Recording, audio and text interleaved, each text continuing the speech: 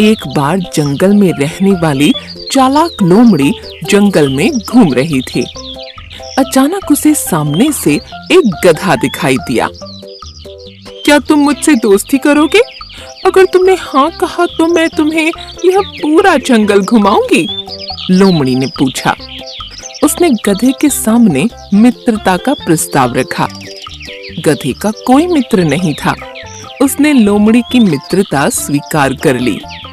दोनों ने एक दूसरे को वचन दिया कि वे सदा एक दूसरे की सहायता करेंगे।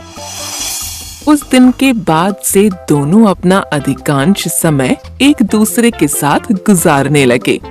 वे जंगल में घूमा करते, घंटों एक दूसरे से बातें किया करते। गधा लोमड़ी का साथ पाकर बहुत खुश था।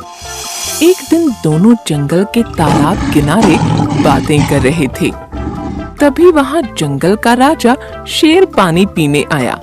उसने जब गधे को देखा तो उसके मुंह में पानी आ गया। लोमड़ी को शेर की मंशा भांपते देर नहीं लगी। वह सोचने लगी कि क्यों ना शेर से एक समझौता किया जाए। मैं उस गधे को मारने में सहायता करूंगी। इस तरह मेरे भोजन की भी व्यवस्था हो जाएगी।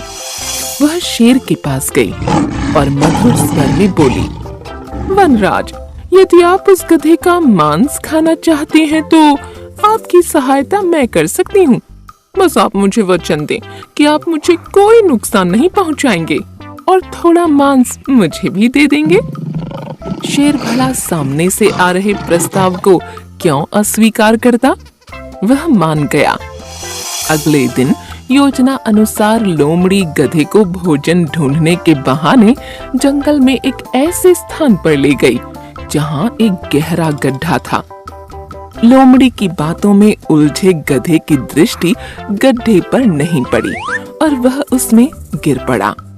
लोमड़ी ने तुरंत पेड़ के पीछे छुपे शेर को इशारा कर दिया। शेर भी इसी अवसर की ताक में था। उसने पहले लोमड़ी पर हमला किया और उसे मारकर छककर उसका मांस खाया। बाद में उसने गधे को मारकर उसके मांस की दावत उड़ाई। इस कहानी से हमें यह पता चलता है कि मित्र को धोखा देने वाले का परिणाम बुरा होता है।